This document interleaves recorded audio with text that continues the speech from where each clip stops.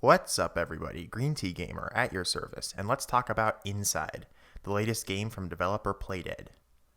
Limbo, which came out about 6 years ago now, was an indie darling back in the day.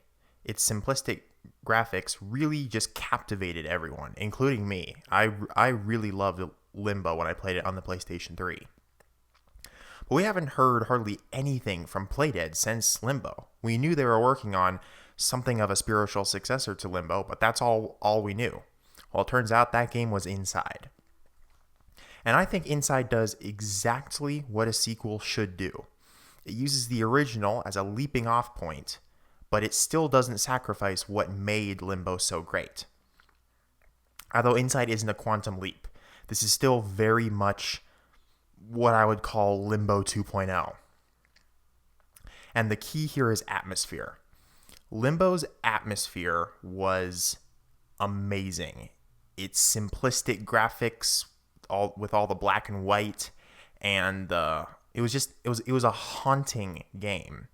And Inside definitely carries that same vibe, although it is much more, I would say, sophisticated, because the graphics are still simplistic, but they're much more. There's just more of it this time around. For first of all, there's color, which is nice, although Limbo's aesthetic was completely unique. But I do like color in Inside, and although it is certainly not the most visually impressive game this year, I think it is one of the prettiest games to come out this year.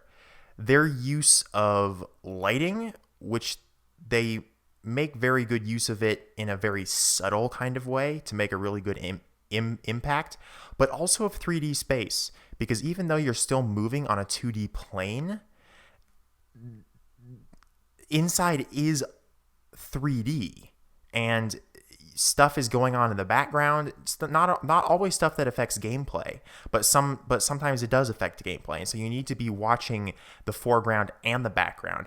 And they just use what's going on in the background to create a more believable atmosphere. And it really, really works well. Gameplay-wise, Inside is identical to Limbo. You move right to left, you can jump, and you can grab onto things. Although there are some things that I won't spoil that do add some gameplay variety. But for the most part, if you weren't totally captivated by Limbo, Inside's not really going to change anything for you. One problem I did have with Limbo back in the day were some of the puzzles, especially toward the end. The puzzles got pretty intense, and they really slowed the game down for me, especially the last puzzle, which is just completely really complicated, and I actually had to end up just looking up how to solve that one. The puzzles have definitely been toned down in Inside, and I think this is a good thing. It keeps the gameplay flow going, but it's not that they're easier, I don't think. I think they've just made them more intuitive. There are still a couple of head scratchers, but I never spent probably anything more than a couple minutes trying to figure out a puzzle. Overall, I think Inside is better than Limbo, with one exception. I think Limbo's ending had more of an impact.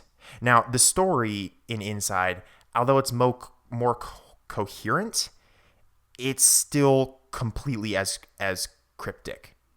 And that goes for the ending too. Like, ultimately, I really have no idea what's going on in the ending. I don't think anyone really does. Everyone has their own theory.